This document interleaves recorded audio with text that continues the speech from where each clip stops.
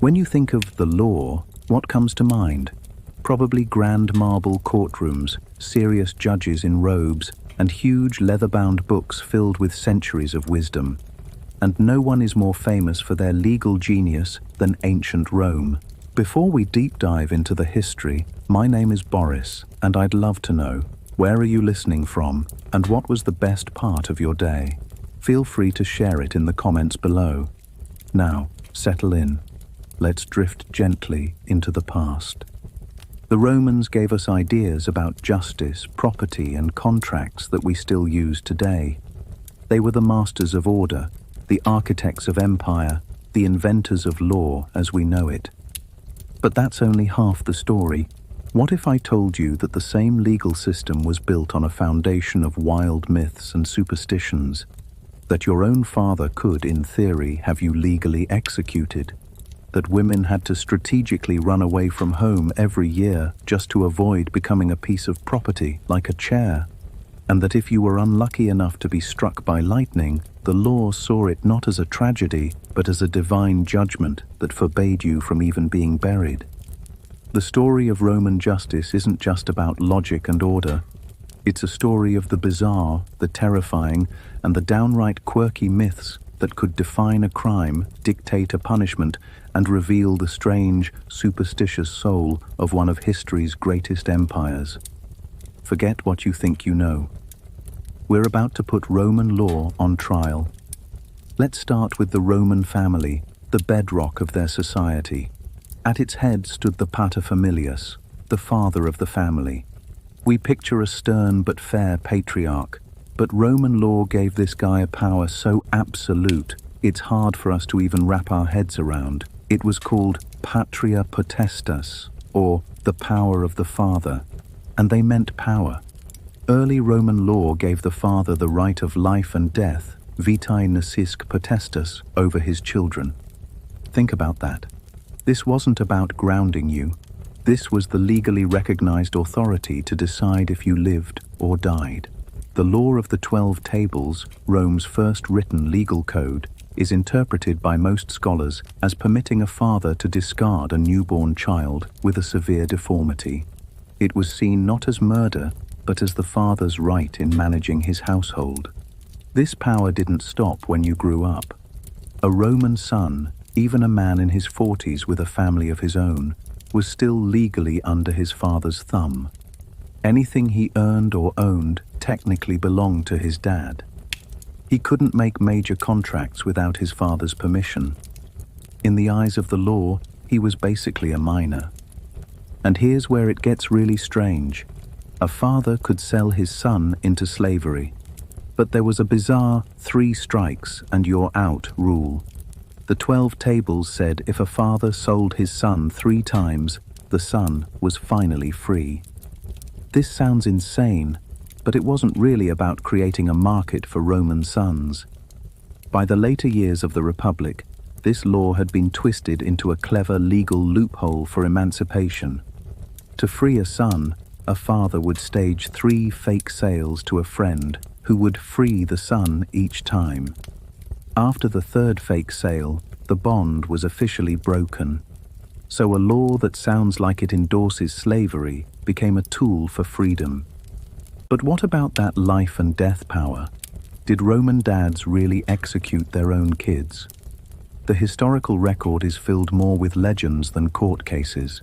There are famous stories like Aulus Fulvius, who supposedly killed his own son for joining a political conspiracy, saying he had begotten him not for Catiline against his country, but for his country against Catiline. These stories were held up as examples of extreme Roman virtue, placing the state above family. But in reality, by the late Republic and Empire, this power was mostly symbolic. Actually killing your adult son would have been met with outrage and legal action. The raw power of the early paterfamilias became a myth, a legendary foundation for authority.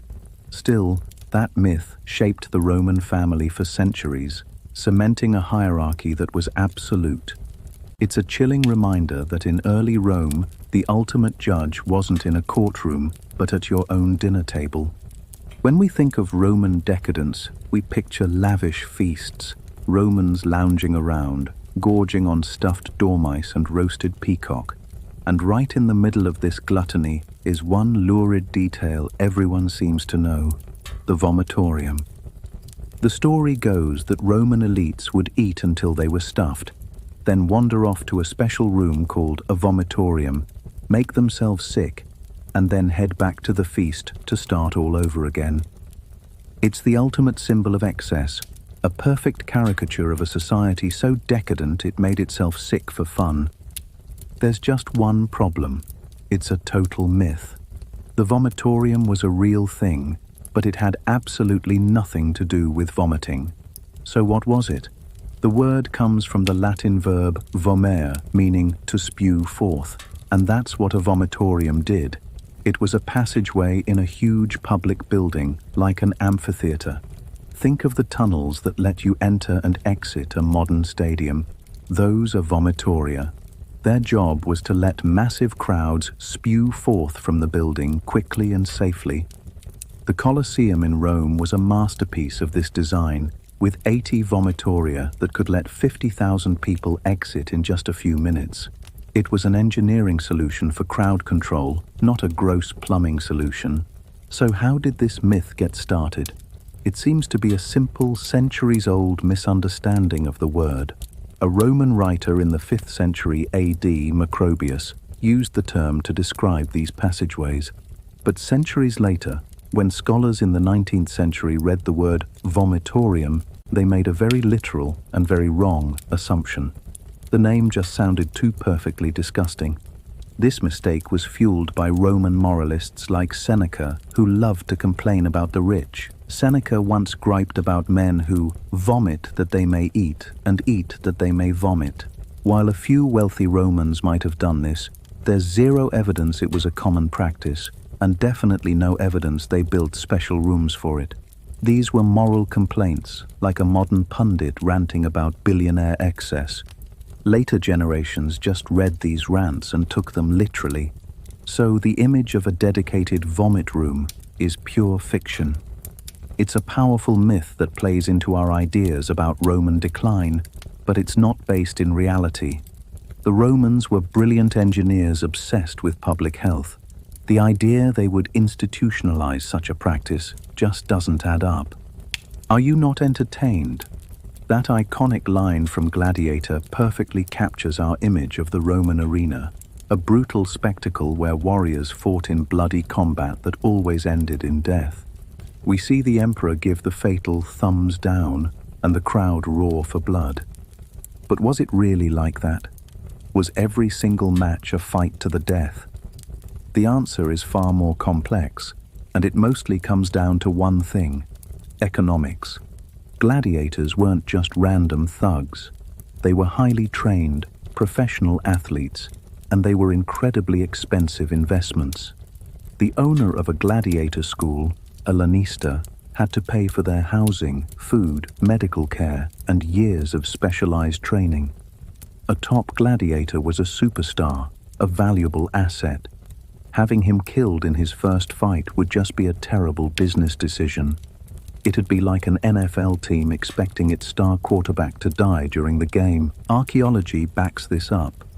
A gladiator graveyard found in Ephesus, Turkey, shows skeletons with numerous healed injuries. These men were clearly wounded in battle, then received high-quality medical care that allowed them to recover and fight again. The famous physician Galen actually started his career as a doctor for a gladiator school. So what was actually happening in the arena? Gladiatorial combat was a regulated sport with rules and referees.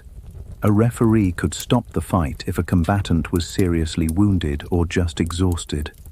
A gladiator could even surrender by raising one finger.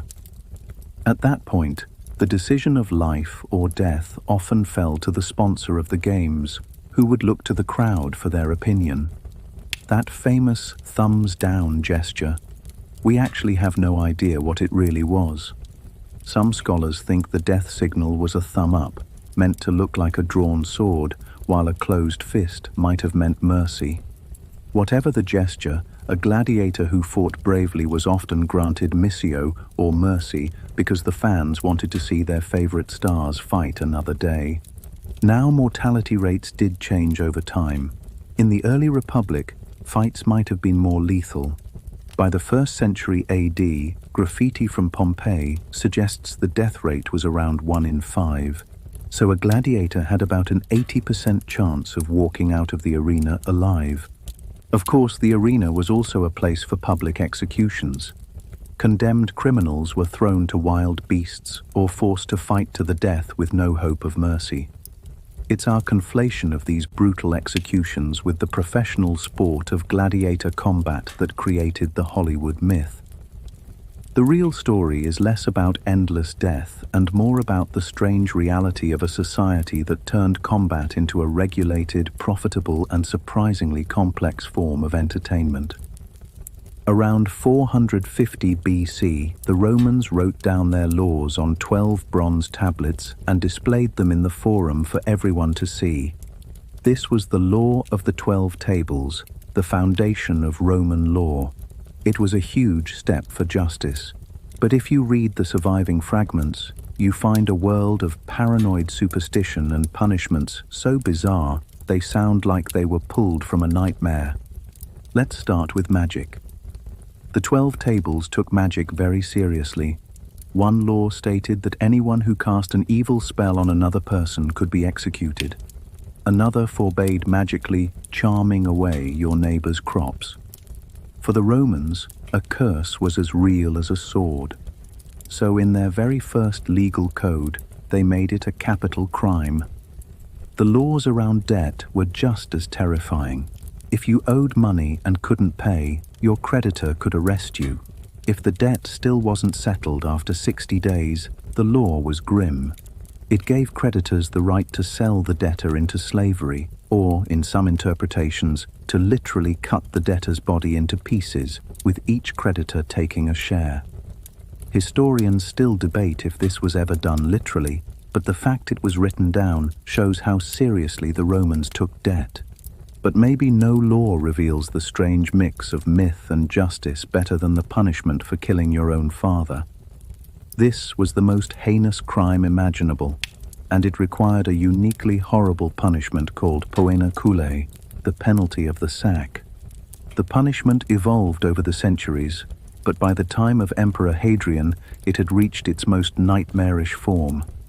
First, the convicted person was beaten with blood-colored rods. Then, they were sewn alive into a heavy leather sack, but they weren't alone. Inside the sack with them were placed 4 animals: a dog, a rooster, a viper, and a monkey. The sack was then sealed and thrown into a river to sink. This wasn't random cruelty, it was symbolic horror. The dog represented desecrated loyalty. The viper was pure evil. The rooster, a creature of light, was being cast into darkness. And the monkey, a grotesque parody of a human, represented the killer's inhumanity. The punishment was designed to not only kill the person in the most terrifying way possible, but to utterly erase them from the world, denying them a proper burial. This punishment was used for centuries, a chilling testament to how deeply this crime offended the Roman soul. Pretty insane, right? From killer fathers to being legally buried with a monkey, Roman law is proving to be far stranger than fiction. If you're enjoying this dive into the weird and wonderful world of ancient justice, do us a favor and hit that subscribe button. We have so many more myths to bust and bizarre historical tales to uncover, and you won't want to miss what's coming up next. Now, back to the courtroom. Let's be clear. The legal world of ancient Rome was a man's world. Women couldn't vote, hold office, or serve in the military. For much of their history, they were legally under the authority of a male guardian, first their father, then their husband. This has led to the myth that Roman women were little more than property, but the reality was a messy and fascinating mix of strict legal theory and day-to-day pragmatism. While women were shut out of public life in the world of private law, things like inheritance and business, they could wield a surprising amount of power. First, you need to understand the two main types of Roman marriage. The older form was marriage in manu, meaning in the hand. Here, a woman passed from her father's control into her husband's. She legally became like a daughter to him, and her property became his. This is the version that fits the woman as property myth. But over time, another form became much more common, marriage sine manu, or without the hand. In this setup, a woman legally remained under her father's authority, even after moving in with her husband. This was huge because it meant her dowry and any property she inherited remained legally hers. A wealthy woman in this kind of marriage could own land, run businesses, and manage her own finances. We have records of women owning brick factories and shipping companies. They were economic players. But this brings us to one of the absolute weirdest quirks in Roman law. It's a principle called usus, which is kind of like modern squatters' rights. Basically, if you possessed something for a continuous year, it legally became yours. Believe it or not, this law applied to wives. If a woman in a sine manu marriage lived in her husband's house for one continuous year, the law of usus would kick in. She would automatically pass into his manus, and he would legally become her owner, just as if they'd had the other kind of marriage. She'd go from being an independent property owner to being, well, property herself. But the Romans built in an escape clause. To stop this from happening, the wife just had to break the 1-year countdown. The law said all she had to do was leave her husband's house for 3 consecutive nights each year. This was called the trinoctium. By doing this, she broke his continuous possession of her, and the legal clock would reset. So picture this. Once a year, wives across Rome would pack a bag and go stay with their parents for 3 days, for the specific legal purpose of not becoming their husband's property. It's an almost absurd legal ritual, but it highlights the central contradiction of being a woman in Rome. You could be a powerful business owner, but you still had to use a bizarre legal trick every year to make sure you didn't legally become a piece of furniture in your own home. Picture a Roman emperor. He stands on a stage, armor gleaming, and raises his right arm straight out, palm down. His legions roar, mirroring the gesture. This is the Roman salute, an image so burned into our culture that we just assume it's real. It feels ancient and powerful. Of course, this gesture has a dark, modern history. It was infamously adopted by fascists in the 20th century, who linked it to the power of ancient Rome to make themselves seem more legitimate. But their historical claim was built on a complete myth. There is basically zero reliable evidence from ancient Rome that this specific salute was a common Roman custom. So where did it come from? The modern idea of the Roman salute was born not in ancient Rome, but in 18th century France. The painter Jacques-Louis David created a masterpiece called The Oath of the Hierarchy. It shows 3 Roman brothers saluting with outstretched arms, swearing an oath to defend Rome to the death. The painting was a sensation, and that powerful, straight-armed gesture became iconic. Other artists copied it, and it started showing up in plays and other art about Rome. It looked Roman, it felt Roman, so people just assumed it was. By the late 19th and early 20th centuries, this salute had become popular shorthand for ancient Rome. In the United States, a similar gesture, the Bellamy salute, was even used for the Pledge of Allegiance. When 20th century fascist movements wanted symbols to connect them to the glory of the past, this invented Roman salute was a perfect fit. They popularized it and cemented the false connection in the public mind. After its association with fascism became toxic, the Bellamy salute in the US was quickly replaced with the hand-over-heart gesture we use today. The Roman salute is a powerful myth, but it's a modern one, born from an 18th century painting. It's a fascinating case of how our ideas about history are sometimes shaped more by art and politics than by actual facts. The Romans had ways of greeting each other, a handshake, an embrace. But the stiff, straight-armed salute is a ghost, a reflection of how we imagine Rome, not how it really was. We think of modern law as secular. A judge's decision is based on evidence and precedent, not signs from the heavens. But in ancient Rome, the line between law and religion was blurry, and sometimes it wasn't there at all. The gods weren't distant beings. They were active participants in daily life, and their will could have very real and very strange legal consequences. Nowhere is this clearer than in the Roman law about people struck by lightning. Today, being killed by lightning is a tragic accident. In ancient Rome, it was seen as an act of God, specifically an act of Jupiter, king of the gods and wielder of the thunderbolt. A person or place struck by lightning was considered sacer, set apart and belonging to the gods. If a person was killed, it was seen as a direct judgment from Jupiter. As a result, the body couldn't be treated like a normal corpse. It was legally forbidden to give that person a proper burial or cremation. Some sources even claimed you couldn't lift the body above your knees. To bury someone Jupiter had personally executed was considered a crime against the gods. If you did it, you had to atone by sacrificing an animal to Jupiter. The spot where the lightning struck was also cordoned off and turned into a shrine called a bidental. It was a sacred, untouchable place. This wasn't just folklore, it was a belief with the force of law. This divine influence went way beyond lightning. Before any major state action, a battle, an election, passing a law, the Romans performed a ritual called augury.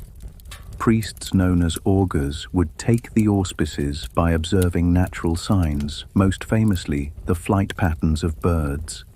Their flight path could be read as a sign of Jupiter's approval or disapproval. If the auspices were declared unfavorable, the event was postponed. An army could be ready to march, but if an augur announced a bad omen, everything stopped. This system was, of course, wide open for political abuse. A politician could arrange for an augur on his payroll to spot a bad sign right before a vote he was about to lose, legally dissolving the assembly. It was law by divine veto. It seems irrational to us, but for the Romans, it was the ultimate source of legitimacy. In our modern world, some of the most valuable things a company owns are ideas, like the secret formula for Coca-Cola or Google's search algorithm. We call this intellectual property, and it's protected by law. It feels like a very modern concept. Or is it? There's a persistent myth that ancient Roman law had its own way of protecting trade secrets. The story centers on a legal action called the actio servi corrupti, the action for corrupting a slave. The theory, first proposed by a scholar in 1929, went like this. Imagine you're a Roman craftsman with a secret technique for making a special purple dye. Your rival bribes one of your skilled slaves to reveal the secret. According to this theory, you could sue your rival for corrupting your slave, because by bribing him, your rival made him less valuable to you. It seemed like a brilliant, ahead-of-its-time example of Roman legal genius. It's a great story, but later analysis by legal historians has shown that it's a myth born from modern scholars trying to fit ancient laws into modern boxes. While it's theoretically possible the law could have been used this way, there is not a single piece of evidence from Roman sources that it ever was. The real purpose of the actio servi corrupti was much more direct. It was meant to punish someone who deliberately made a slave worse in a moral or physical sense. For instance, if you convinced your neighbor's slave to become a thief or taught him to gamble, you were corrupting him and lowering his value as property. The owner could sue you for that damage. The focus was on the slave's character, not on any secret information he might have. The myth of Roman trade secret law is a great example of us wanting the Romans to be even more like us than they were. They were pragmatic about commerce and had detailed laws for contracts and sales. But the idea of protecting an intangible secret as property was a step they don't seem to have taken. Of all the tales of imperial madness from ancient Rome, none is more famous than the story of the Emperor Caligula and his horse, Incitatus. The legend is that Caligula loved his horse so much, he made him a consul, the highest official in the Roman state. It's the ultimate symbol of insane, absolute power.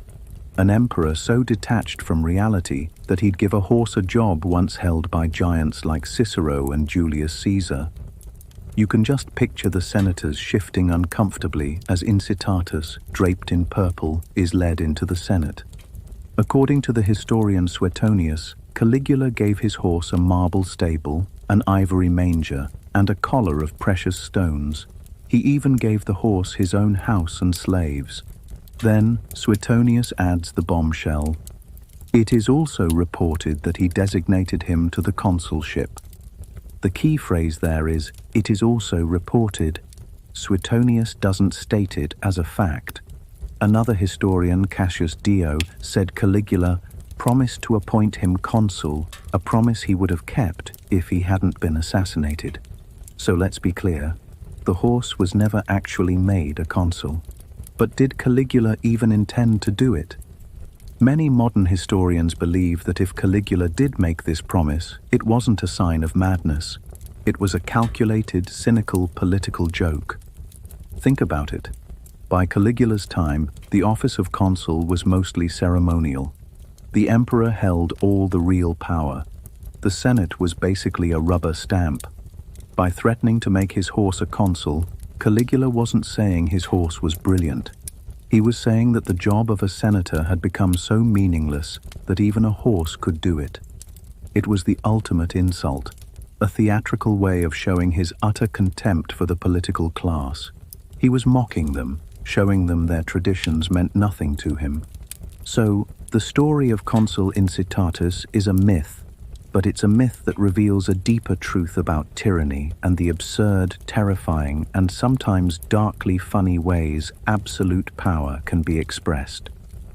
Today, the most important agreements are written down. We sign endless contracts filled with dense legal language. A verbal promise is often seen as flimsy and hard to enforce.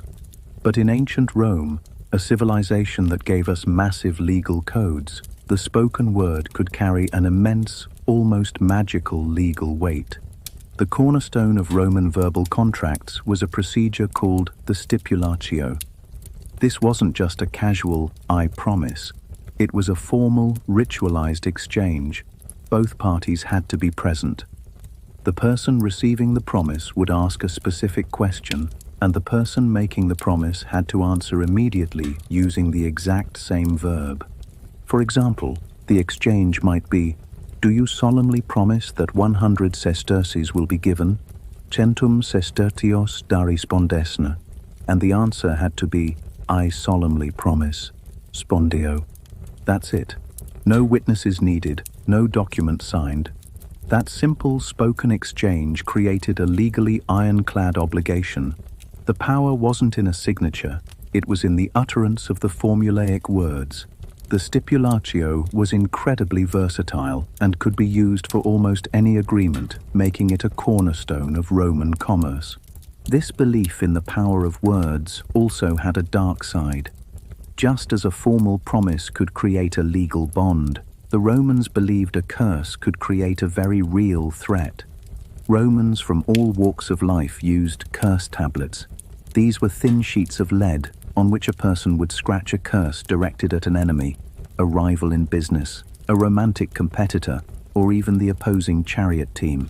They would call on underworld gods to bind or ruin their target. The curses could be horrifyingly specific.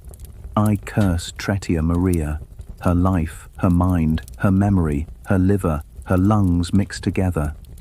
Then they'd drive a nail through the tablet, symbolically fixing the curse to the victim, and drop it in a grave or a sacred spring. Archaeologists have found hundreds of these tablets. They're the flip side of the stipulatio. A formal public promise created legal order. A secret scratched curse tried to create chaos. Both grew from the same root, a profound belief that words, when used with intent, could fundamentally alter reality and a person's fate. So we've put Roman law on trial, and the verdict is in: it's guilty. Guilty of being far stranger, more superstitious, and more wonderfully weird than we ever give it credit for. This was a legal system where a father's word literally held the power of life and death, where wives took a 3-day holiday every year just to avoid becoming property, where getting hit by lightning was a divine death sentence that put you outside the law, and where a system famous for its logic also seriously legislated against evil spells. The grand, orderly structure of Roman law was built on a bedrock of myth, ritual, and superstition. These weren't just stories, they were active principles that could determine guilt and shape punishments. The line between a legal code and a religious belief was often so thin you couldn't see it. By digging past the myth of a purely logical Roman law, we uncover something far more interesting: a portrait of the Roman mind. A mind that was brilliant and pragmatic enough to build an empire, but also one that was deeply anxious about the will of the gods and the power of a curse. The quirky, bizarre, and terrifying parts of Roman law aren't just footnotes. They're the key to understanding the culture that shaped our world. What do you think is the most bizarre Roman law we talked about today? Let us know in the comments below. And if you want more deep dives into the hidden corners of history, don't forget to like this video and hit that subscribe button. When you think of ancient Rome, you probably picture massive marble buildings, the Colosseum, and these wild, over-the-top feasts. You know, the scenes you see in every movie: powerful senators lounging on couches, being fed grapes by servants while tables groan under the weight of roasted meats. It's this powerful image of pure luxury and excess. But what if I told you that for almost every single person in Rome, that image was a complete fantasy? What if the reality was a world away from those banquets? The truth is, the fuel that built one of the greatest empires in history wasn't roasted peacock or fancy delicacies. It was something way simpler, way more humble, and honestly, a lot more interesting. See, the story of what Romans actually ate isn't one story, it's two. It's a tale of two Romes separated by a huge gap in wealth. On one side, you have the plebeian, the regular guy, the soldier, the craftsman. On the other, you have the patrician, the senator, the super wealthy elite. And while they lived under the same sun, their dinner plates looked like they came from two different planets. But they did have some things in common. There were a few staples that tied the whole civilization together, from a slave all the way up to Caesar. So today, let's forget the Hollywood myths. We're going to peel back history and find out what was really on the Roman menu. We'll look at the staples everyone shared, and then we'll dive into the shocking, almost unbelievable differences between a regular person's dinner and the crazy extravagance of the super rich. What did the average Roman actually eat to get through the day? Well, the answer doesn't start with a feast. It starts with a simple bowl of porridge. Okay, so before we get into the wild differences, we have to talk about the common ground. And in ancient Rome, pretty much everyone's diet was built on three key things: grains, olive oil, and wine. Historians call it the Mediterranean Triad. These were the pillars that provided the calories to build roads, conquer half the known world, and run an empire. But the most important of these, the undisputed king of the Roman plate, was grain, specifically wheat. For the Romans, grain wasn't just food, it was a weapon of politics and the bedrock of their entire society. Let's start with the most basic Roman dish of all time: pulse. Long before bread was everywhere, Romans ran on pulse, which was basically a thick porridge. Think of it like a Roman version of polenta or grits. In its simplest form, it was just crushed wheat or barley boiled with water and salt. For the poorest of the poor, this might be the only thing they ate for dinner. a hot, filling meal after a long day of work. But pulse was also a great way to show off how much money you had. A poor farmer would eat his pulse plain. A regular citizen might stir in some cheese, a little olive oil, or a few vegetables from their garden. The rich, though, they used pulse as a base for fancier stuff. They'd mix in eggs, honey, or even chopped up meat, turning this humble mush into a pretty fancy dish. So yeah, everyone ate pulse, but the kind of pulse you ate said everything about your spot in the social pecking order. As Rome got bigger and became an empire, bread, or panis, started to take over. And you really can't overstate how important bread was to the city of Rome.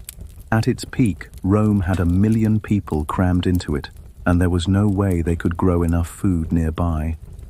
This led to one of the most incredible logistical operations in the ancient world, the Cura Annoni, or the grain dole.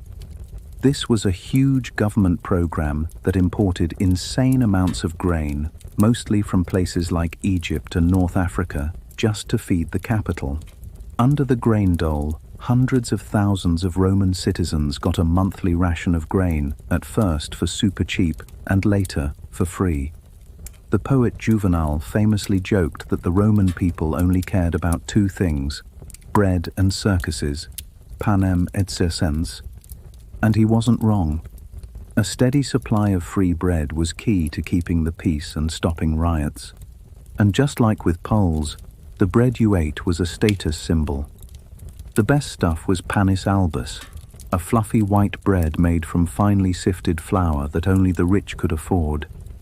A regular person ate panis secundarius, a kind of wholemeal bread. It was decent, but not as fancy. The poor often had to settle for bread made from cheap grains like barley, which made a dark, heavy loaf called panis sordidus, which literally means dirty bread. One of the coolest things we know about Roman bread comes from Pompeii. Archaeologists there found perfectly preserved carbonized loaves, round and scored into 8 wedges. This bread, called panis quadratus, was probably what you'd find in any Roman bakery. The scores made it easy to just break off a piece, which was perfect since most people ate with their hands. Now, most Romans lived in crowded apartment buildings called insulae, and these places usually didn't have kitchens because they were a massive fire hazard. So, most people didn't bake their own bread. They'd either buy a loaf from a professional baker, called a pista, or they'd take their grain ration to a local mill to get it ground, then take the flour to a bakery to have it cooked in a big communal oven. So whether it was a bowl of porridge or a loaf of bread, grain was what brought everyone together, and also what set them apart. It was the fuel of the empire, but the quality of that fuel was a daily reminder of exactly where you stood in Rome's rigid world. So, we've got the grain foundation. Now let's see what else was on the plate of your average Roman, the plebeian, the common worker. If you weren't rich, your diet was simple, seasonal, and almost entirely vegetarian. Not because of some health craze, but because that's all you could afford. Meat was a luxury, something you might only get at a religious festival or if a wealthy patron gave you a food basket. So, besides their daily bread or porridge, the bulk of their diet came from vegetables and legumes. These were cheap and easy to get. The most common veggies were things like cabbage, leeks, onions, and turnips. Leafy greens like lettuce were popular too. But legumes were the real workhorse. Lentils, chickpeas, and beans were staples, often cooked into a thick, hearty stew that could feed a whole family on a budget. These were filling and packed with protein, which was mostly missing from their diet. People even ate roasted, salted chickpeas as a snack, kind of like we eat peanuts today. Fruit was also pretty common. They'd eat it fresh when it was in season and dry it for the winter. Apples, pears, figs, and grapes were cheap and easy to find. Dates, which were imported, were also surprisingly common in city markets. Fruits were a great source of sweetness in a world that had no sugar. The only sweetener they had was honey, and it was pretty expensive, so the lower classes didn't use it much. So what did a normal day of eating look like? Well, it was different from our 3 meals a day. Breakfast, or ientaculum, was super simple, eaten right at dawn. A working Roman might just have a piece of bread, maybe dipped in some wine or water to soften it up, and if they were lucky, a little cheese or a few olives. Lunch, the prandium, was usually a light, cold meal eaten around noon. It was often just leftovers from last night's dinner, or more bread and fruit. For a lot of people in the city, lunch was street food, grabbed from one of the countless cookshops called thermopolia. Think of these as ancient Roman fast food joints. They were everywhere. Archaeologists have found almost 90 of them in Pompeii alone. They had big clay pots set into a counter, serving up hot stews, sausages, and other simple meals for people who didn't have a kitchen at home. The main meal of the day was dinner, the cena. For the poor, this was eaten pretty early, usually before sunset, probably to save money on lamp oil. And the main event was usually that familiar bowl of porridge or a vegetable stew. So where's the meat? Well, for most people, it wasn't really a thing. It's not that they never ate it, but it wasn't a daily occurrence. Cheaper bits like sausage or organs were sometimes available and could be affordable. A poor Roman might also get a taste of good food from a wealthy patron who might give them a little food basket called a sportula. But for the most part, pork, lamb, and beef were for the rich. In fact, beef was incredibly rare for a long time because oxen were just too valuable for ploughing fields to be turned into dinner. And that brings us to the Roman legions. What did the guys conquering the world eat? Their diet was all about practicality. A legionary's main ration was wheat, about 66 pounds a month, which he had to grind himself to make bread or pulse. On top of that, they got other rations, which were deducted from their pay. This included bacon, which was perfect because it was cured and traveled well, some hard, salty cheese, olive oil, and whatever vegetables they could get. Meat, usually pork, was more common for a soldier than a civilian, but it depended on where they were stationed. Out in Britain, for example, they ate more mutton. Soldiers were also expected to forage for food, and a sickle was part of their standard equipment for that exact reason. So, the picture of the average Roman's diet is one of making do. It was a diet based on seasons and budgets, a long way from the Hollywood feasts, but it's the diet that sustained the silent majority of the Roman people. It's pretty amazing how a society's menu can tell you so much about its social structure, right? From a simple porridge to a soldier's ration, every meal tells a story. If you're finding this trip into the Roman kitchen as fascinating as I am, do me a favor and hit that like button and subscribe for more deep dives into history. And let me know in the comments, if you were an average Roman, which of these staples would you want to eat? The bread, the stew, or some roasted chickpeas? Let me know down below. All right, now let's cross the street and see how the other half lived.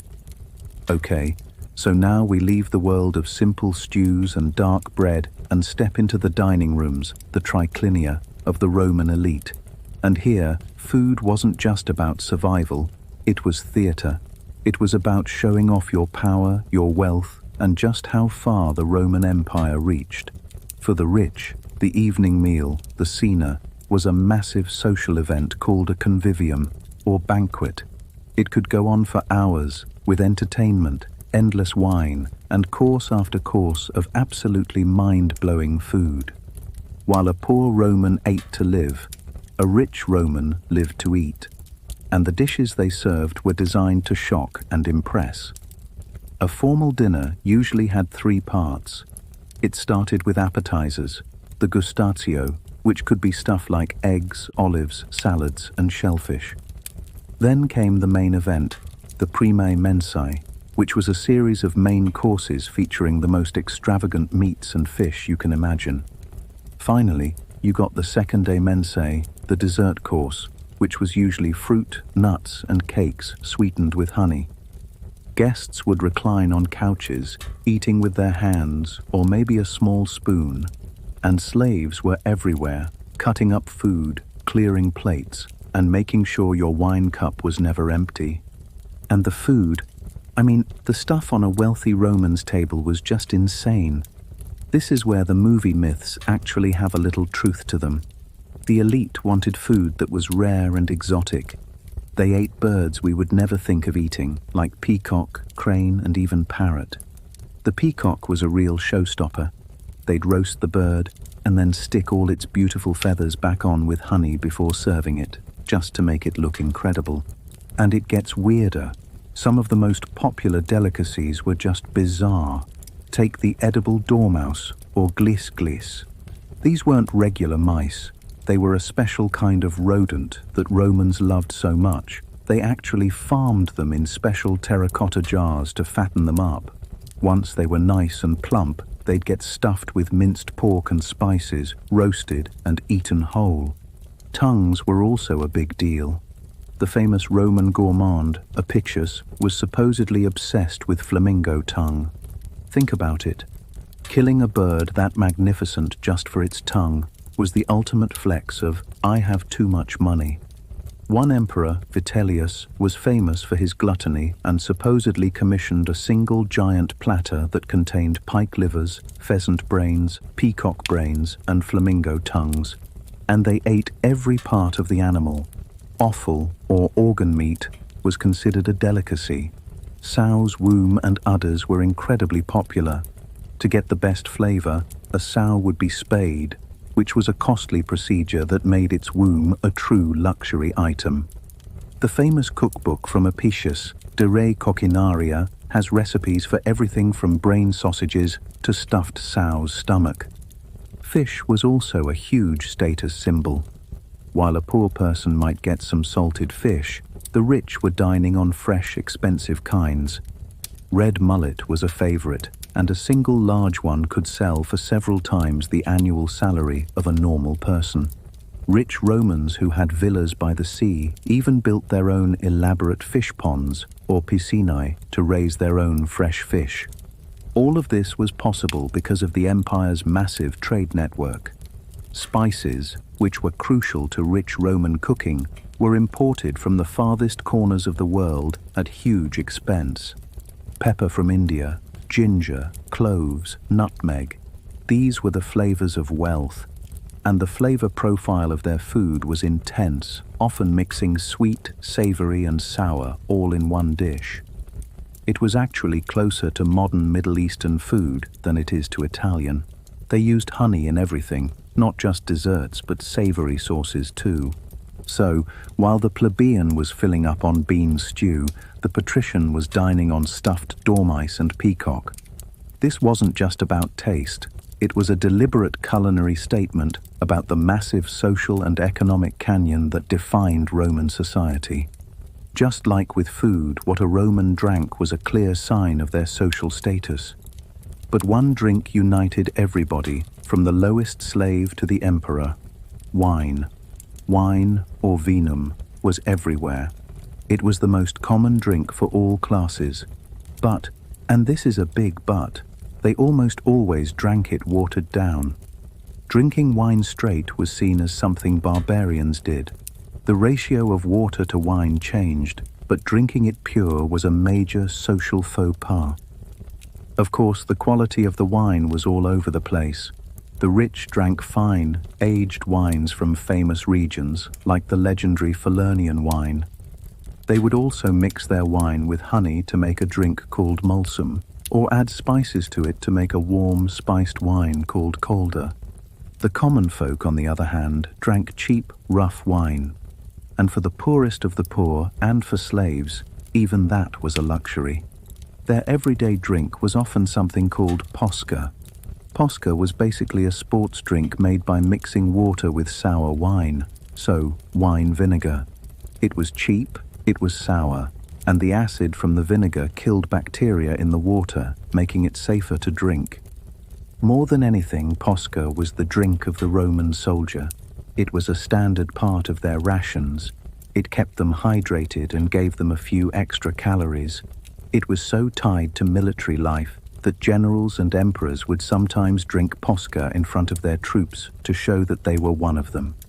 Both Cato the Elder and the Emperor Hadrian were said to have drunk posca with their soldiers. So what about other drinks?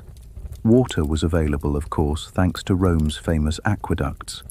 But people were still worried about how clean it was, which is another reason they were always adding wine or vinegar to it. And surprisingly, adults didn't really drink milk. They thought it was a bit childish or something only farmers did. They used milk, mostly from goats or sheep, to make cheese or for cooking, but they weren't drinking it by the glass. So, from the fine spiced wines at a senator's banquet to the sour posca of a soldier on the frontier, what the Romans drank tells the exact same story as their food. A shared foundation, but where quality and variety were a constant, powerful reminder of your place in the world. There is one part of Roman food that needs its own section. It was an ingredient that was so common, so essential, and so completely weird to us that it perfectly captures the unique taste of the ancient Roman world. It was on almost every table, from the grimiest tavern to the fanciest palace. It was the Roman version of ketchup, soy sauce, and salt all mixed together.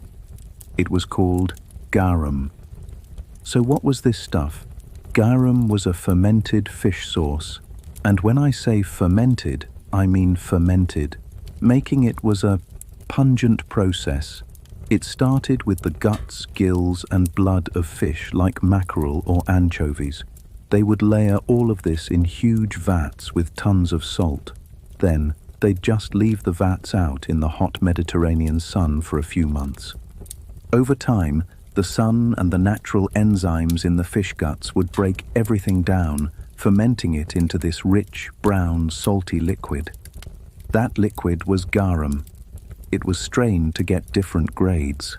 The best stuff, called garum floridum, was the first liquid that came off, kind of like extra virgin olive oil. The sludge left at the bottom, called alec, was the cheap stuff, sold to the poor to add a little flavor to their bland porridge. The smell from the garum factories, which were all over the coast, must have been unbelievable. But despite where it came from, the Romans were obsessed with it. The final product had a powerful, salty, savory flavor, what we now call umami. It was a flavor enhancer they put on almost everything. Apicius, the cookbook guy, used it in nearly all of his recipes, from savory stews to, believe it or not, sweet desserts. You really can't overstate how popular garum was. It was a massive industry.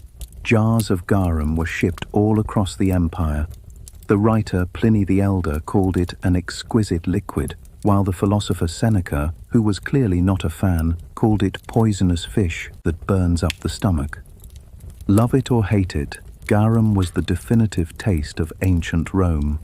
And while a sauce made from fermented fish guts might sound gross, remember that fermented fish sauces are still a staple in places like Vietnam and Thailand. So the next time you use something like Worcestershire sauce, you can thank its ancient, stinky Roman ancestor. From a simple bowl of porridge to a plate of honey-glazed dormice, the food of ancient Rome tells a story that is way more complicated and fascinating than what you see in the movies. It's a story of shared staples and huge divisions, a menu that perfectly mirrored the social pyramid of the empire. At its core, the Roman diet was built on the humble basics: grain, olives, and wine. Bread and pulse fueled everybody, from laborers to senators. Vegetables and beans filled out the plates of the masses, a simple diet born from necessity. But on top of that, there was a world of unbelievable extravagance. For the rich, food was theater. Their banquets, with everything from flamingo tongues to spices from across the world, were a symbol of the empire's power and reach. The difference between a plebeian's bean stew and a patrician's feast wasn't just about ingredients. It was about two completely different realities happening in the same city. And running through it all was the funky, unmistakable flavor of garum, the fish sauce that seasoned everything, a taste as foreign to us as it was fundamental to them. The diet of the ancient Romans shows us a civilization that was, at its heart, deeply practical, but also capable of mind-boggling indulgence. It shows how food isn't just for nourishment, but can be used to separate people, to impress them, and to define an entire culture. The real Roman menu was a tale of two cities. It was a story of bread and circuses, sure, but also of porridge and patronage, of posca and peacocks. So the next time you picture ancient Rome, look past the togas, picture the farmer with his dark bread, the soldier with his sour wine, and the street vendor selling hot stew, because it's in those simple everyday meals that we find the true taste of the empire. Thanks for joining me on this trip back in time. If you enjoyed finding out what the Romans really ate, please give this video a like and subscribe to the channel for more stories from history. Now for one last question. If you could go to a real Roman banquet, which of the bizarre exotic dishes would you be brave enough to try? The stuffed dormouse? The sow's womb? Or would you just stick to the wine?